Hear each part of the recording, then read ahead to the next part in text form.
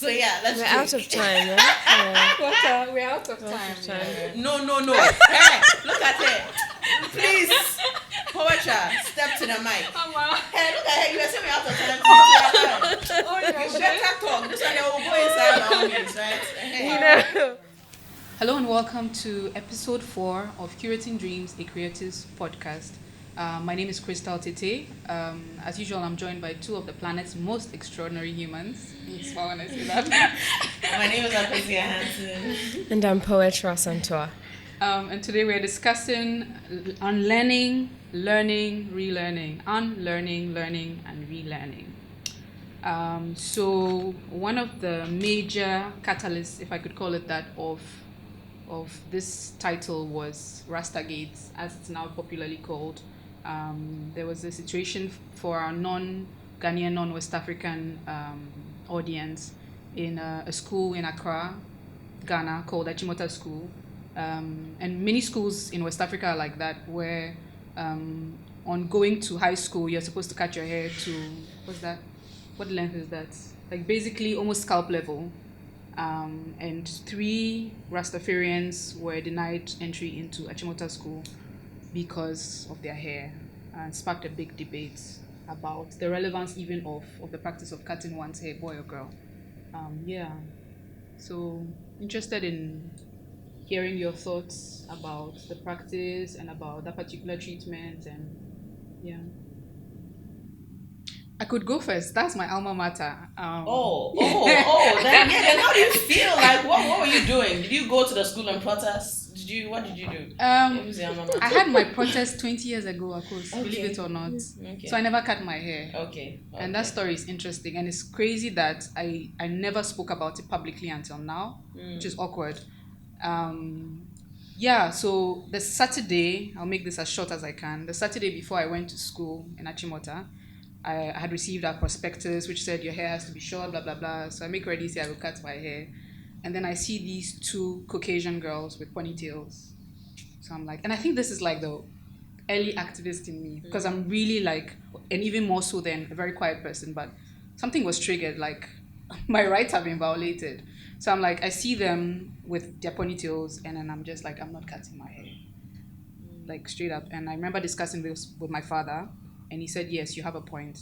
Anyway, so long and short, I didn't cut my hair, but I was harassed for the 3 years I was there. Wow. Because essentially the rule favors you if you are white, you know. And I remember first the teacher said to me, it's for foreigners. And I said, well, my mom is foreign. No, my mom is foreign. She says, no, but your hair is not straight. And so I straightened my hair. So it's for people with straight hair. So I permed my hair. So, because... Yeah. Oh, wow. It's crazy. It's crazy, right? I mean, there's so many things to say. Levels of... There's so many things to say. Start shooting. I don't even know. It's like it's a block, right? First of all, when you keep saying the planet thing, all I think about is Captain Planet. Which we need back. Which we need back. Which we need back. But yeah, I'll say, I mean, it's indicative of just the collective hate we have of ourselves. And everything is not just a surface thing. You can't just say, we hate ourselves. So yeah, no. It's a systematic thing that took centuries to build. And we are seeing it manifest now, because I always heard it. Even in my school, we were allowed to have our hair, but I mean, the white students could have it in certain ways, but you can't go and do weave on, you can't go and do nothing. They had certain rules for the white kids, certain rules for the black kids, because they needed to look. If they cut their hair, they will look uglier. But it's the most ridiculous explanation. Exactly. And in your case, you said you even had to pull on the Malagasy side of you for them to, So it's indicative of that. But talking about, even I want to link that to at first. People weren't too big on the whole Rasta kids because there's a stereotype of Rastafarianism and what Rasta is and all of that, right? And lately, I think recently, this week, there's been an issue with Wesley girls not allowing a student to fast. Muslim students. Yes. So we see how this is a connected disease. thing. It's a connected thing. There's just so much to unpack there. But on Achimota School, and I was watching an editorial by Bernard Avle. Oh, that editorial was beautiful. Oh my God. If you guys haven't seen it, you should check it out. I know, right? We went to the history of what Motown actually stood for. They actually took a student that was rejected because of the Pan-Africanness. And then in 2021, you are like... And even a composer, he mentioned a composer that was at the time not able to perform because he had African clothing. He insisted on wearing African clothing. I think it's Ephraim. I think so, right? Yeah. And Achimota School was open to that. So and being a trendsetter then. That was a philosophy on which was built. So what does that say about us today? Yeah, Richard Gersten. But it's funny because and in that same editorial, Bernard was talking about how, and I didn't realize there was a connection. I just, because I always heard the hair is a distraction, it has to go. But I didn't realize that it also had a colonial legacy where apparently African or black women were distracting colonial masters, so their hair had to go. And no, there's also a thing with if it's shaming. So for instance, if there's shaming and also there's transformation happening. I know, like for instance, there's a tradition, African traditions, where when a woman is widowed, she's supposed to cut her hair. You know, it's a, you need to go back to it. It's a reduction. It's what they do to. So you reduce a person by asking them to cut. Yes, you know, that was also part of the colonial meaning behind it, and they were doing this in their institutions, in their educational institutions. The very, very first educational institutions we had were the Catholic schools, and that was all built on that ethos of sinner, evil, you know, suppress the black sexuality and all of those things, and that's what we ourselves are perpetuating today without knowing. But isn't it crazy that an educational institution, not what you said, but like that, an educational institution, and one of the topmost ones in West Africa in general,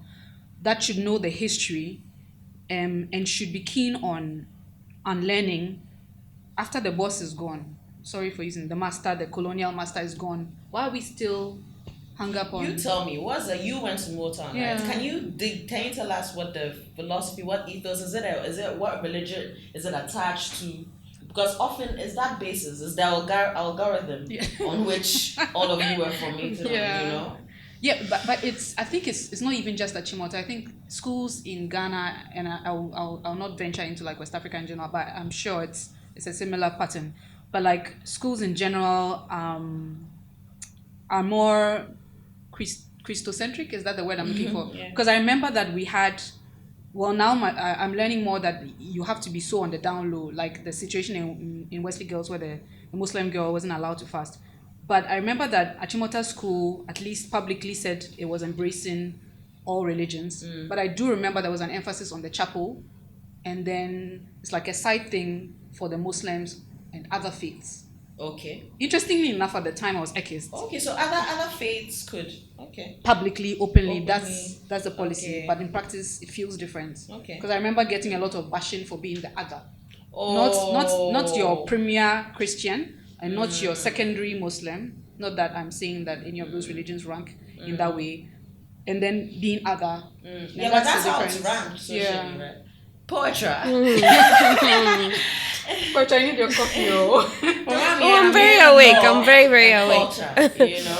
I think that so I have been doing some research on design, and there was a documentary that I was watching, and there's the school module was built on during the industrialization era, where we are trying to make everything identical. We are trying to produce this, and that really is how some kind of uniformity to try and reduce physical labor, how much dependence is upon human beings. That's all about industrialization, and that's what the school module is built on. So yes, I think it's more of a colonial, and I hesitate to use just colonial, not because it isn't colonial, but because it's also being practiced outside of non-colonial countries So and institutions. capitalist structures. Yeah, right, so capitalist structures, and I think that's the module that schools are built on. Then the missionaries, so there's already that module of uniformity. Everything has to be this way, because I was watching, there's this very popular movie, I think you've also watched it, or maybe not, Never Let Me Go, or something of that sort. And you see that I think it's based in the UK or something of that sort, and all the kids were, of course, apart from the uniforms, all the girls are supposed to have their hair a certain way. In whether it's all, like there's and even in that there's some kind of individuality. If some part of say the north side, all of the girls use fringes, then this school, all of them will be in fringes. If this one is shortcut, and that's how they did it, right? And I think that module was inherited with the school system in general. And so if the school was built by the Methodist or the Basil, they will decide, okay, yes, we are going to do all this uniformity, you're going to put all these uniforms, we'll put in, then they'll try and customize it. Our colors are this, are that. And that's how like our schools were built specifically here, mostly religious. And so I think that industrialization module was already there, and then others were built upon. And we underestimate how ingrained it is. It's become part of our culture. It's literally part of our culture. And so we expect growth. On this foundation. We expect growth on this foundation, but I think we also underestimate how much ingrained it is, and to expect people to have changed. Like, none of this surprised me. None of it surprised me, because it's who people believe they are, and to deviate from it is to completely change their identity. What's funny to me is when you are in a workplace setting, or like you leave high school and other such institutions, university as well, and you're expected to think, quote unquote, out of the box. Which box? Like, what room is there to be an individual when you've been formatted as one of in the industrialization context? And that's our entire educational system. Like, every government that comes into power tries to tweak the curriculum, but it's the same. Like, the tweaking is so minimal, it doesn't deviate from. So we have borrowed this curriculum. That's what we are learning from kindergarten, or maybe early childhood, all the way to, I think the place where you are supposed to really think outside of the box is uni. And even that, like, time, I personally think once you hit 18, you can't change. No, but even in uni, like... Yeah, that's what I'm saying. Like, once you get to uni, you've already become a fully fleshed adult. Yeah. Like, everything is an add-on. You're not now coming to shape your beliefs. No, but even in uni, like, I'll take P Science, for example. I remember it's almost like they expect their lecture points or notes to come back to them almost word for word. If you deviate, and it's tried and tested, people who've tried to think differently... I mean, even the testing is done in such a way that you can't deviate. I remember there were tests which was like A dash, like what the word has to be what you, it's written in the book. Right. So it's very ingrained. So on education alone, if you were, either of you was Minister of Education, God forbid. God forbid. That would be work. What are some of the aspects, that practices, curriculum that we need to unlearn and repackage, like off the top of your head? I personally think one of our main problems is the ratio of students to teacher. We have like 100 to 1. You know, Ghana is seen as one of the countries who's doing the free education. And we all know that actually free education is happening from childhood all the way. But it's not so much the education as it is the learning. What is the quality of learning? What are people? So many, like such a huge percentage of students. I mean, not even Accra is problematic, but like outside, go through all the way to JHS, which is what it's now called, and they can't read. They struggle to read. And so the first thing would really be the ratio. But that almost everything that has to be changed in our country requires capital, money. So, but it's interesting you mentioned that we have the money. Uncle Sam Jonah recently had like a public outburst. No, he's not my uncle, by the way, but he had a public outburst with some very, very interesting points.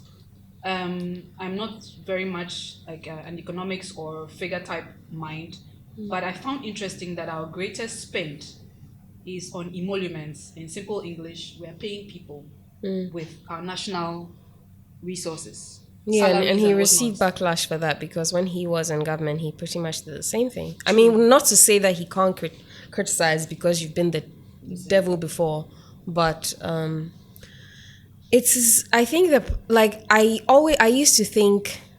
Certainly, there must be dumb people in government. Like, really, I used to think that somebody's dumb there, but they know exactly what they are doing. They know what to do. I don't know why they are not doing it. I know it's not easy. Nobody said it was easy, but I think that we all underestimate our naivety. Like, people know what has to be done, know what the rot is. But Or at the very least, they travel and see what works in other spaces, and you can just copy and paste, I would think, I think what the rot is, and this is even tying to your question on if you were Minister of Education, right? She pointed out all the things that could be changed. The rot is the industrial complex, is the system itself. Like you're saying, a lot of us in Ghana, people have family in government. People have people in high place. People, and your family.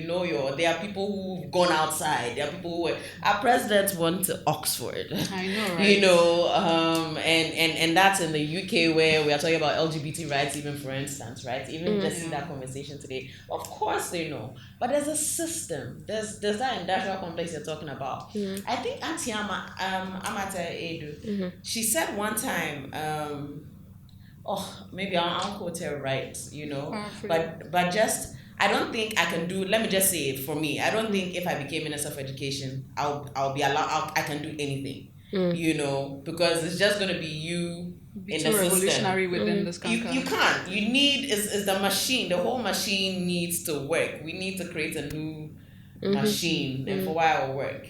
Because you can have someone. They suggested the CSU. Remember the sexuality education, a more progressive form of MC. Yeah. It's not. It went so far, and it's not there now. Yeah, But on CSE, there are certain people who think that because in Ghana especially, we tend to talk a lot about what government does or does not do, but there are also people who say that you probably get more done as a creative, as Akosia, with your Than let's as talk president. consent.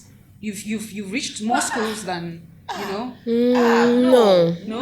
You have to stop a rape culture. No. The 1-1 schools as compared to a government No. broadened system of education. Hey. I think we've had this conversation before about voting and your right to and what you can do. Right?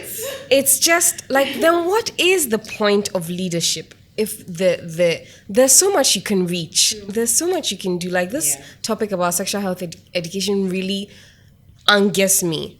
I remember. I don't know if you guys remember. We needed to. No, it's not. Look at the song I'm singing. Send your child to school. There was a time when girls weren't being sent. There was a time when it was okay. Then it was a norm. And the solution was statutory. Just that song. So why is it that sexual health education can't be statutory? This is common sense. Ghana has one of the highest rates of teenage pregnancies in Africa. Common sense. But the government, the leadership can go and say, yes, we need NGOs to come and help. How can you say this? They're all going to hell. Is it also the case that more of us need to go, not as individuals, but like say 20 Akosias or 20 poeters decide this time we're going into government, and then as a group you start effecting change? Me personally, I've been trained in a specific way that the government is not supposed to be the main point of change, right? It's the active citizen is also a part of the ecosystem. So the government does what it can, the active citizen, then the bodies, the NGOs, the human rights institutions, the police, the media, all of that. So we all have a role to play. And so sometimes I do get where it may be difficult for the government to push on certain things because they are not, as an activist, I have my ecosystem where I'm working and what I want the government to do. But the government is now looking at broader. This puzzle needs to fit here. This puzzle needs to fit here. If I just give you this, these people are going to lack this. So for instance, we need to generate wealth. But then environmentalists will also definitely call you out on if you're going to generate wealth by destroying this.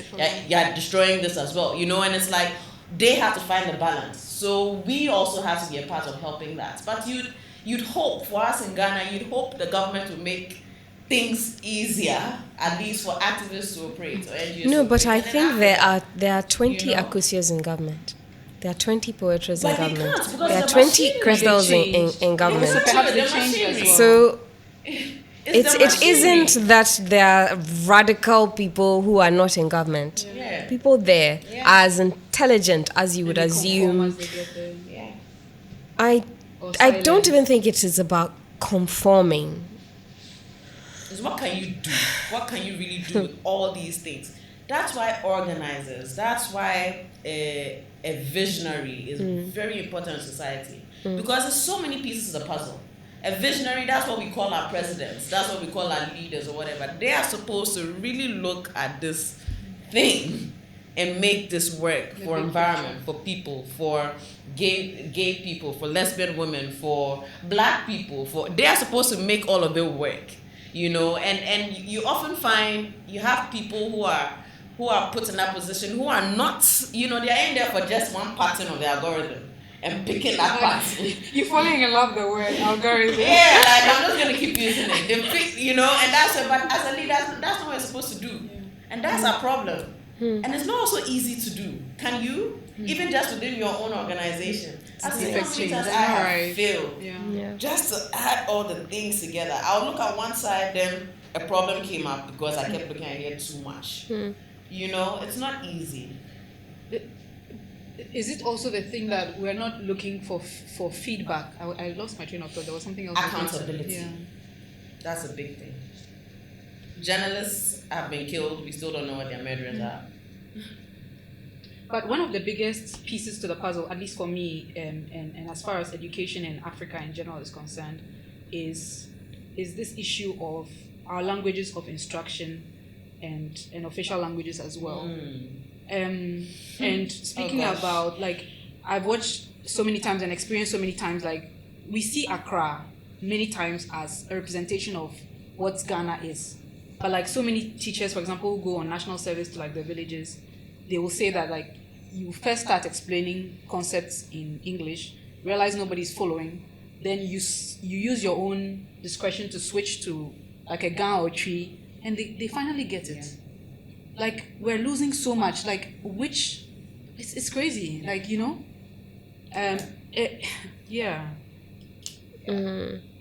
think you're in a little bit of a bubble. Really? It is we who see Accra, but outside of Accra, that's what they've been doing since. And I think even with this COVID, when people were trying to, when they needed, not just COVID, malaria, I'm part of a malaria campaign, and we have to do the work in all the languages. That really, and I think it's norm in education and everywhere. I think that argument about we should make one local language our main, I feel like it remains virtual or in some spaces. Not that a dream. I just think people don't see this as a problem outside of these spaces that I see it, because they are not so focused on it. They aren't. It is only in Accra where somebody will be trying to ask you, oh, so you can't speak Chi. You can't go to my hometown and go and ask somebody, so you can't speak Chi. That's not the language there. They don't expect you for Chi to be your main language. You can't go to Jita and say you can't speak Chi. That's not the language. And I think it's because Accra has so many people migrating. That's why we want a central language so that we can all communicate. It's a result of urbanization. But aside from communication, I'm worried about how much we lose in learning and then also in storytelling. And then also, like, imagine societies and families where increasingly we're speaking English at home, for example. There are languages that will go extinct. I feel it. I mean, I'm an example of that, and I think it's my biggest regret. I was raised with just English, like, so I can't speak my family's languages, and I feel the loss. I feel the loss. I feel I've been othered in various ways. It's now that I realized the blessing that pidgin is. And it was just because of delivery guys. You know what I'm saying? That's how I learned how to speak pidgin. It's like, if they can't speak English well, then they suddenly switch to tree. And then I feel. And then I always feel sad about it, right? And it's not even just about, but this is just a recent issue. But then what I learned was when I just suddenly switched to pidgin, pidgin is still the English that is bastardized. And then they just easily get it. So there is communication that can still happen, and I guess communication we need to now look beyond language to maybe seeing communication as a more energetic thing than just the words, the language. I guess that's what I'll say, because I feel like I've lost a lot, and I can say I can try to learn the tree and the gang. I understand it very well, but at this stage, like I say, when you reach 18, like, things have been solidified. So I would hope that there's a way we can have we can go beyond the dimension of language to still communicate, because that will also mean a broader conversation on diaspora and Africans, very valid point, yeah, and all of that. So I think definitely if you look at old daily graphic, you see that there were pages for Ga. Pages for English, Chi. They had, I think, 3, and it's no longer done. The 90s. After independence. After independence. Yeah. So 60s, 70s. That time was a time. Yeah. Yeah. It was a time. But lately, also media houses have started news in local languages. Different. I think it's niche. So something like Adom is a tree station. It's a tree station, yeah. But Obonu is gone. So they Joy, have for example, those. does that sometimes. I don't know if it's English. Yeah. Joy. I mean, they have their other Joy. Is not the sister stations, but Joy FM itself. Joy FM, The English would occasionally do news. I've tuned in, so I don't know if it's like commemorative of certain events, like maybe International Mother Tongue Day or something like that. I don't know, but I know I've tuned in where you've had like regular programming changed to be more and they're speaking in local language. Yeah. Which is a welcome direction in my mind. But anyway, but moving away from education and language, like, I'm interested in since we're talking about unlearning things, I'm interested in like what is unlearning? What is relearning? What is learning? I want to hear you all to find that. Since I started this, I should go first, I guess. But like, I see it as especially our generation. Which one are you defining? All of it at the same time. I'm attempting, teacher. I hope I score 10. But so I see it as, since we know better, I think, and we're looking at things that we learned from what we were born into, grew up in. We're being intentional about not doing things just because we learned that, whether it's religion or school or whatever, and sometimes going away from it consciously, because we know better. So I think that's where it comes in, on learning, relearning, So on learning is not acting on bad stuff you were forced to learn. We're programmed to learn. Yeah. Okay, so in my mind. And how do you do that? How do we go through that process of learning, unlearning, relearning? Because there's a lot of things. It's ego, like it's beliefs. People's beliefs are challenging.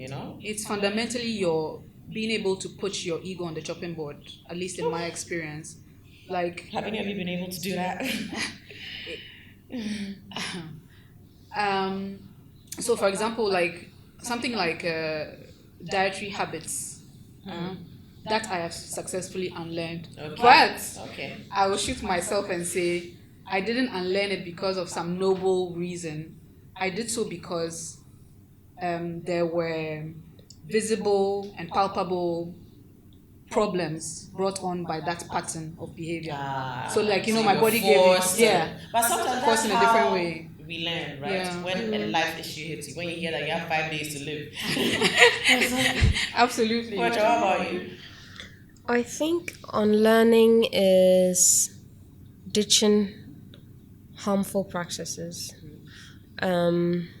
Make it sound very easy, but maybe an example would be that a lot of us, when we were growing up, there was this idea that you can't cross-cultural date, like Akans and Ewas and that thing. Like you're not, it's not even said. It's just a thing that's known. You don't even remember anybody saying it, but it's a thing that's known, and that's, you know, unlearning, growing up and realizing this is ridiculous. There's nothing wrong. If anything, it's a relationship, it's personal. Like, but there's nothing wrong with actually saying because you're can, because you're aware, you can't, you know.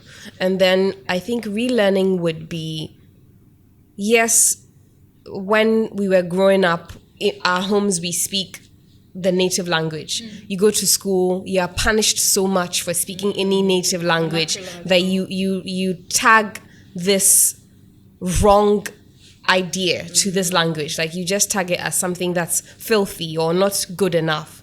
And then growing up and realizing that has actually shaped who I am, shaped how I talk, and relearning the value of that. For me, I think relearning is relearning the value of something that you already know.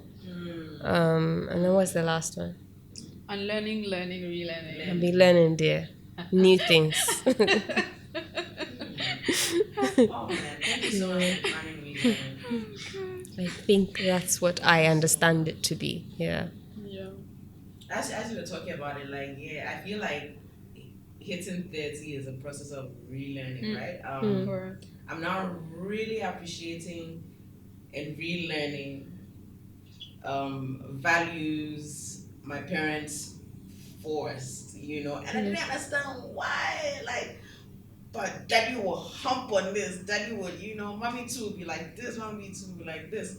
And then now we are the can't see. I'm like, hey, now you grow wings. Like no grow wings. So like there was no way they could have explained the time of it to you. All they can just tell you is it has to be bad. So. Don't be a hypocrite. Don't, you know, be true to yourself. Like they can't give you when they say those things, it sounds abstract to you, right?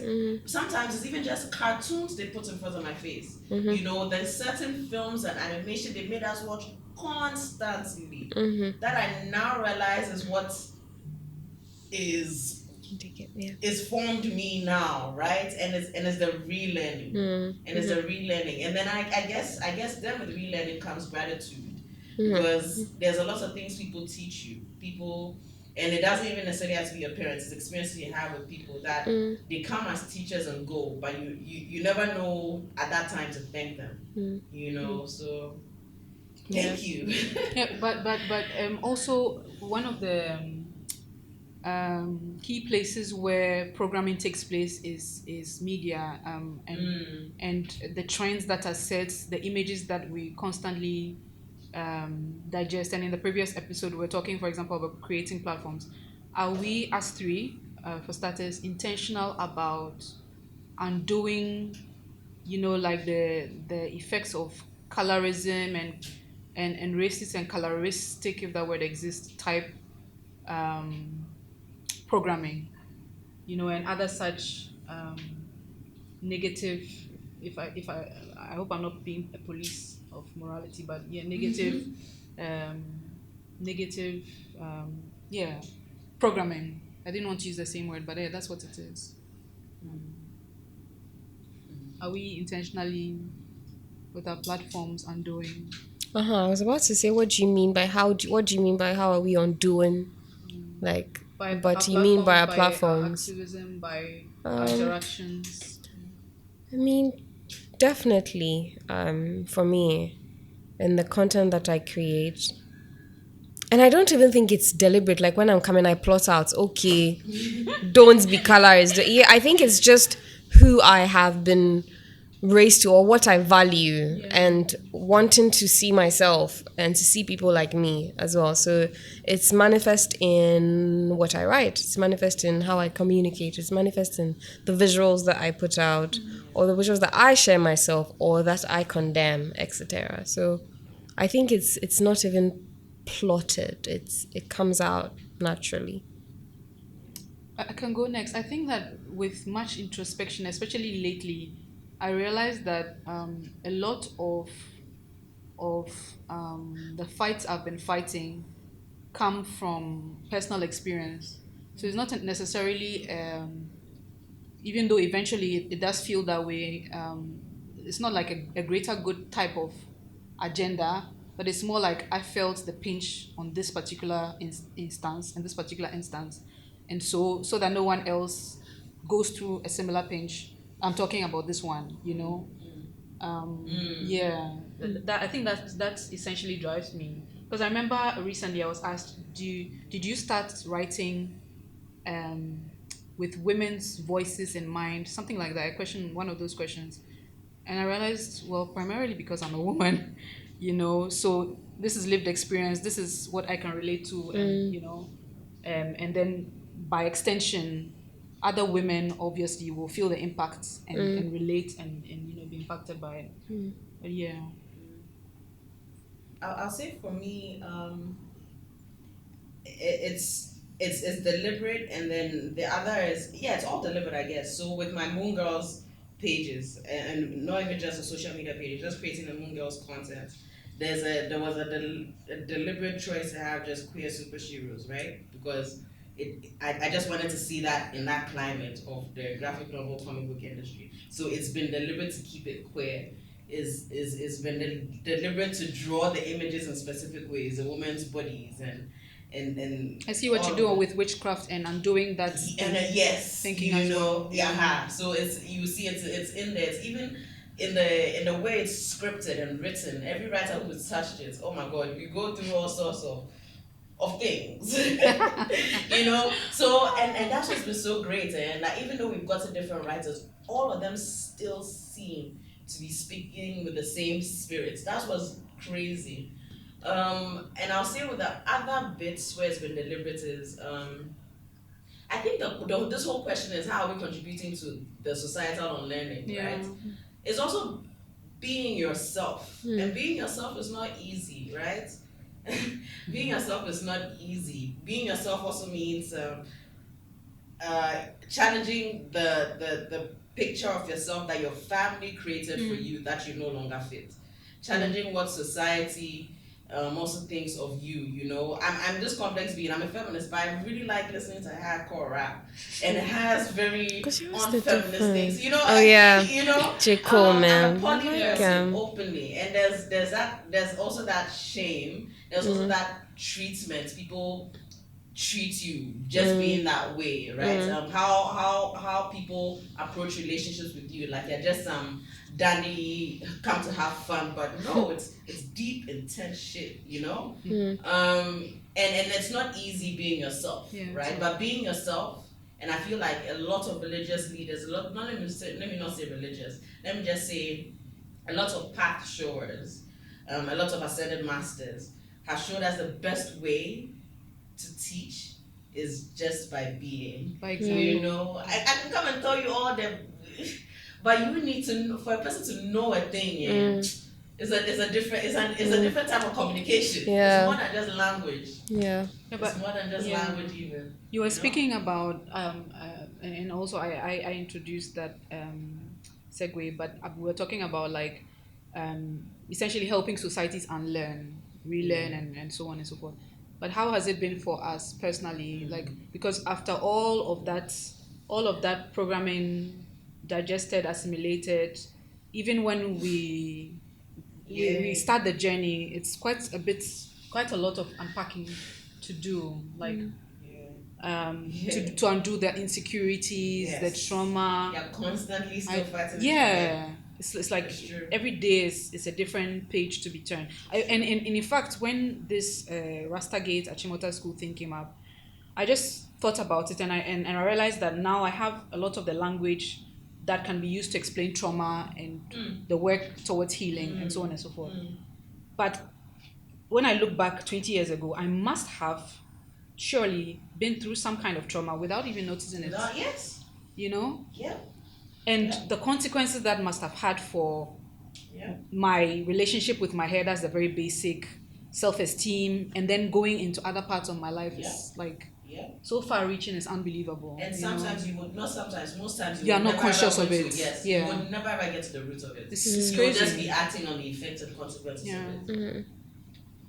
And a lot of people, not a lot of people, but like nowadays, especially with us wanting us, I keep generalizing, maybe not everybody is on this journey of, wanting to do better, but I hope. But many times we talk about therapy as a way to undo this, and I know that like this side of the world, it's not a very welcome and intuitive approach yet, or is it? You know what? It's how we define therapy. Yeah, exactly. It's how we define therapy. It could be a date night with the girls. Looking at it. Yeah. How are you looking at it? I think the concept of, therapy as we know it now is definitely a more learned approach, and more consistent. I would even say some kind of curriculum, some kind of steps. But the if we are thinking about the basic concept of therapy being having community, having like shared problem, like not being so individualistic. I think Ghana as a country, we have that communal thing. But the thing is, even within these communities, there's so many things that hinders making a problem shared. There's so many toxic ideologies within just the family unit.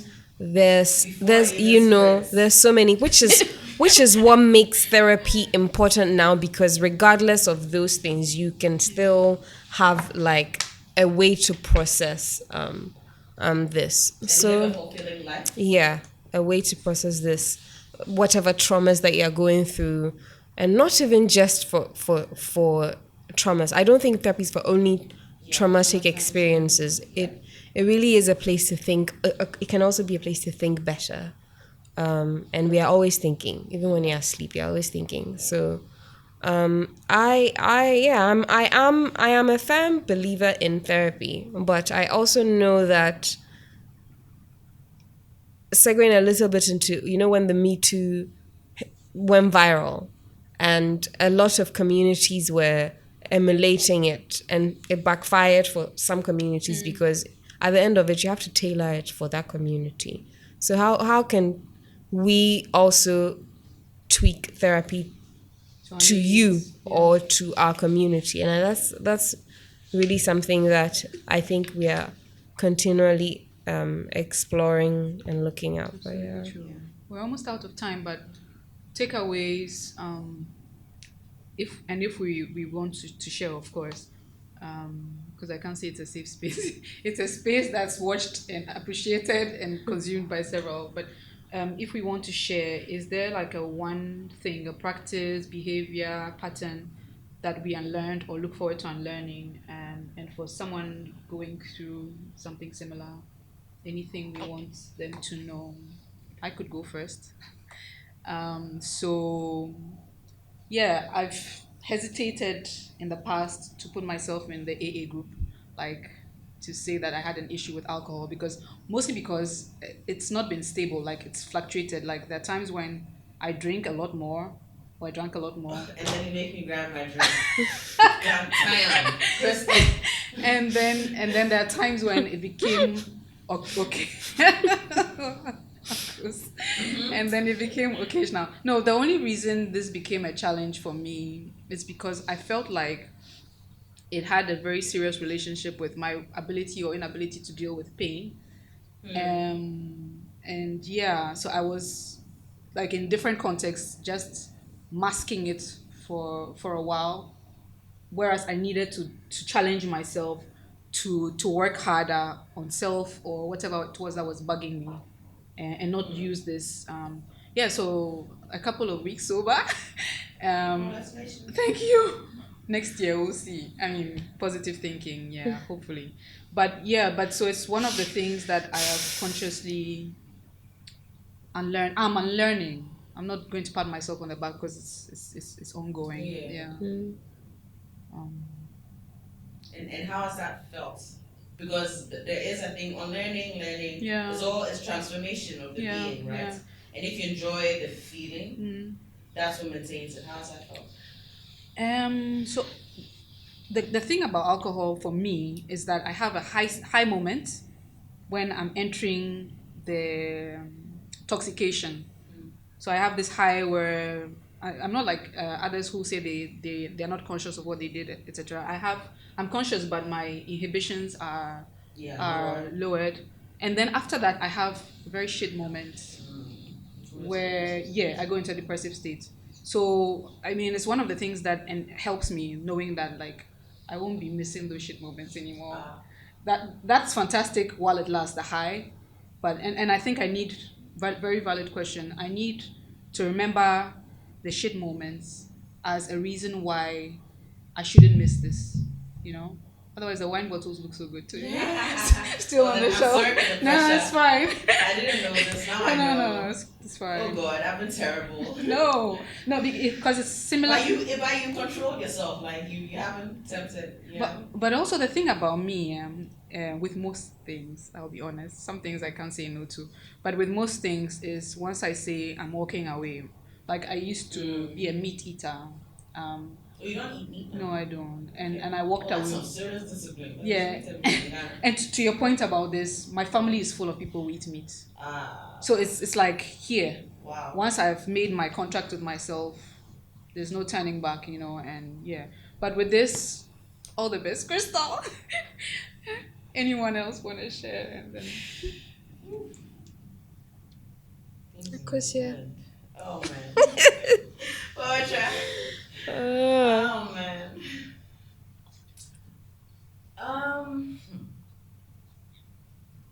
I mean, it's a constant. There's just been so many things, right? Which one would you pick for this podcast? Which is the real question we're all asking. I don't even know why I'm laughing. I think I'll say this because this has actually been there's been things that happened in the last 2-3 weeks, 2 months, 2 months to 2-3 weeks before this podcast. So it's the most recent thing where I'm now unlearning because of a healing process I'm going with a specific healer who found me. And this healer did show me an addiction I have, or not maybe an addiction, but a space I've created for narcissists in my life. And that's why I really brought the relearning thing, because I realized I was kind of prepared by my parents for that coming.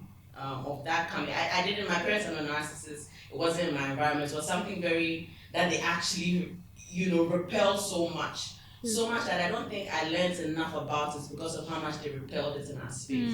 So it's an adult age, and now that I'm actually now come to realize the narcissists in my space, and I couldn't have helped it because it's also the business I'm in, and part of all the social media, all of that is a breeding of, and it's a specific deliberate type of, and if you don't, it's a thing.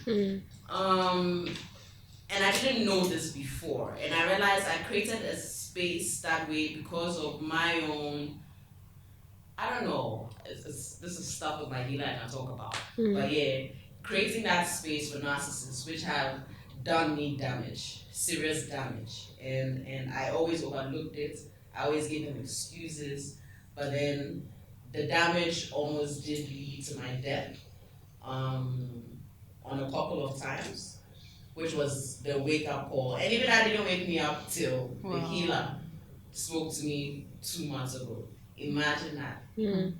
So that's it's deep. I'm still in the process. All the best. It's not easy, but yeah. Thank you. So yeah, let's We're drink. out of time, right? Yeah. We're out of time. No. Hey, look at her. Please. Poetry, step to the mic. Hey, look at her. You were saying we're out of time. Oh, You yeah. better talk. This one, they will go inside our audience, right? Hey, You know, talk. Okay. I was considering what to say, right?